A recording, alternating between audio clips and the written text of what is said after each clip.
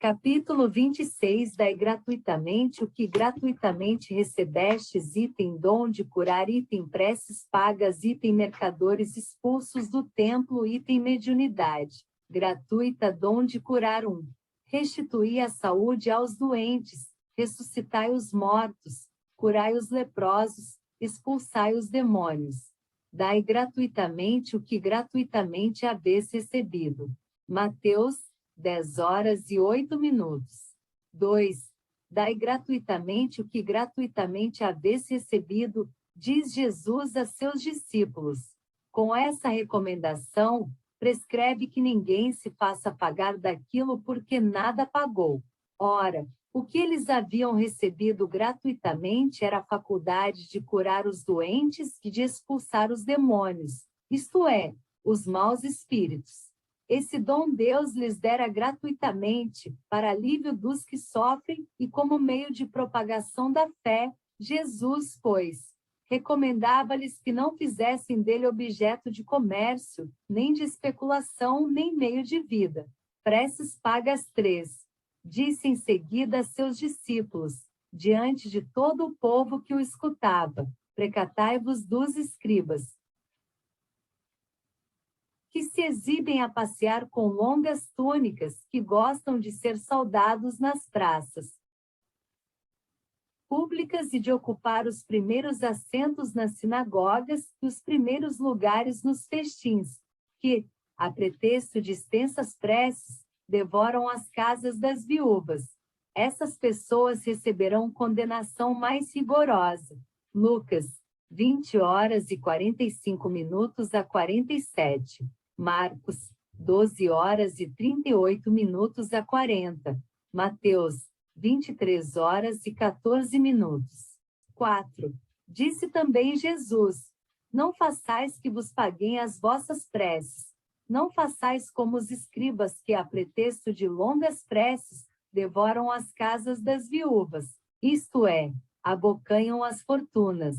A prece é ato de caridade, é um arrobo do coração. Cobrar alguém que se dirige a Deus por outrem é transformar-se em intermediário assalariado. A prece, então, fica sendo uma fórmula, cujo cumprimento se proporciona à soma que custe. Ora, uma de duas: Deus ou mede ou não mede as suas graças pelo número das palavras. Se estas forem necessárias em grande número, por que dizê-las poucas ou quase nenhumas? Por aquele que não pode pagar. É falta de caridade. Se uma só basta, é inútil dizê-las em excesso. Por que então cobrá-las? É prevaricação. Deus não vende os benefícios que concede. Como, pois, um que não é sequer o distribuidor deles, que não pode garantir a sua obtenção, cobraria um pedido que talvez nenhum resultado produza? Não é possível que Deus subordine um ato de clemência, de bondade ou de justiça, que da sua misericórdia se solicite, a uma soma em dinheiro.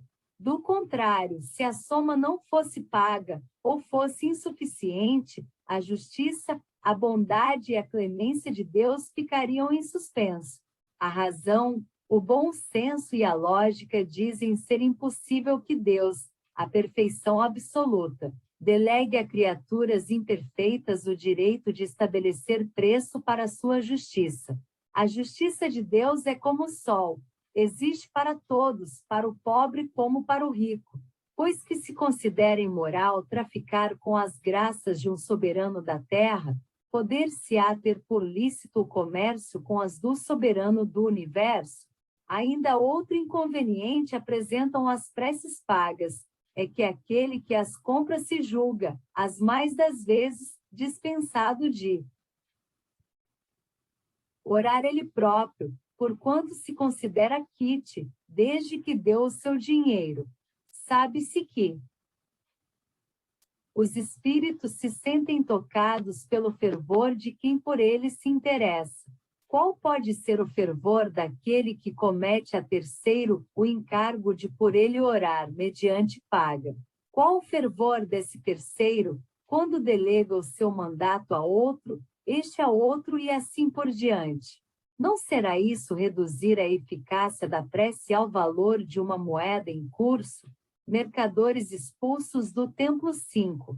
Eles vieram em seguida a Jerusalém, e Jesus, entrando no templo, começou por expulsar dali os que vendiam e compravam. Derribou as mesas dos cambistas e os bancos dos que vendiam pombos, e não permitiu que alguém transportasse qualquer utensílio pelo templo.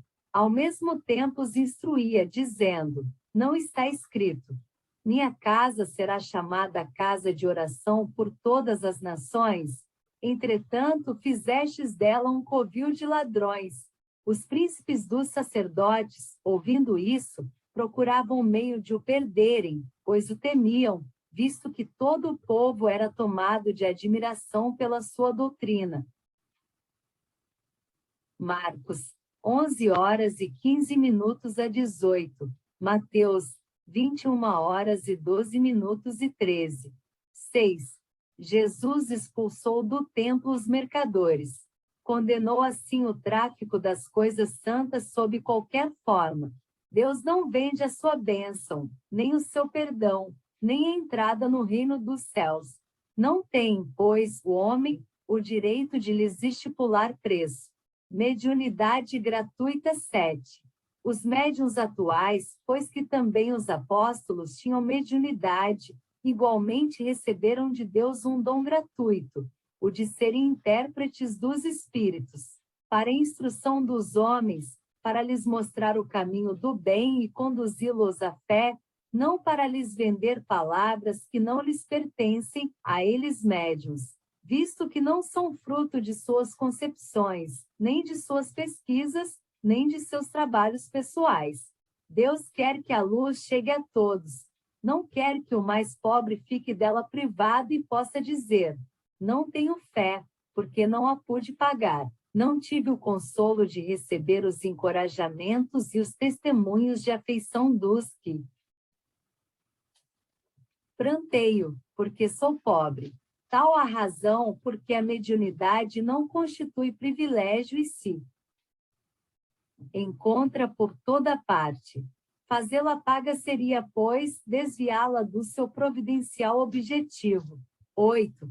Quem conhece as condições em que os bons espíritos se comunicam, a repulsão que sentem por tudo que é de interesse egoístico, e sabe quão pouca coisa se faz mister para que eles se afastem, jamais poderá admitir que os espíritos superiores estejam à disposição do primeiro que apareça e os convoque a tanto por sessão.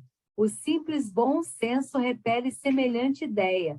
Não seria também uma profanação evocarmos, por dinheiro, os seres que respeitamos, ou que nos são caros? É fora de dúvida que se podem assim obter manifestações, mas quem lhes poderia garantir a sinceridade? Os espíritos levianos, mentirosos, brincalhões e toda a caterva dos espíritos inferiores, nada escrupulosos, sempre acorrem, prontos a responder ao que se lhes pergunte, sem se preocuparem com a verdade. Quem, pois, deseje comunicações sérias deve, antes de tudo, pedi-las seriamente e, em seguida, inteirar-se da natureza das simpatias do médium com os seres do mundo espiritual. Ora, a primeira condição para se granjear a benevolência dos bons espíritos é a humildade, o devotamento, a abnegação, o mais absoluto desinteresse moral e material 9. A par da questão moral, apresenta-se uma consideração efetiva não menos importante, que entende com a natureza mesma da faculdade. A mediunidade séria não pode ser, e não o será nunca, uma profissão, não só porque se desacreditaria moralmente, identificada para logo com a dos ledores da boa sorte, como também porque um obstáculo a isso se opõe. É que se trata de uma faculdade essencialmente móvel, fugidia e imutável, com cuja perenidade, pois, ninguém pode contar. Constituiria, portanto, para o explorador, uma fonte absolutamente incerta de receitas. de natureza a poder faltar-lhe no momento exato em que mais necessária lhe fosse. Coisa diversa é o talento adquirido pelo estudo, pelo trabalho e que, por essa razão mesma, representa uma propriedade da qual naturalmente lícito é, ao seu possuidor, tirar partido. A mediunidade, porém, não é uma arte, nem um talento, pelo que não pode tornar-se uma profissão. Ela não existe sem o concurso dos espíritos. Faltando estes, já não há mediunidade. Pode subsistir a aptidão, mas o seu exercício se anula. Daí vem não haver no mundo um único médium capaz de garantir a obtenção de qualquer fenômeno espírita em dado instante. Explorar alguém a mediunidade é, conseguintemente, dispor de uma coisa da qual não é realmente dono. Afirmar o contrário é enganar a quem paga. A mais, não é de si próprio que o explorador dispõe, é do concurso dos espíritos, das almas dos mortos, que ele põe a preço de moeda. Essa ideia causa instintiva repugnância.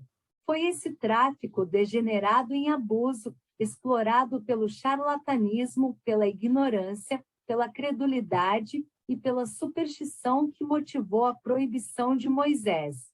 O moderno espiritismo, compreendendo o lado sério da questão, pelo descrédito a que lançou essa exploração, elevou a mediunidade à categoria de missão.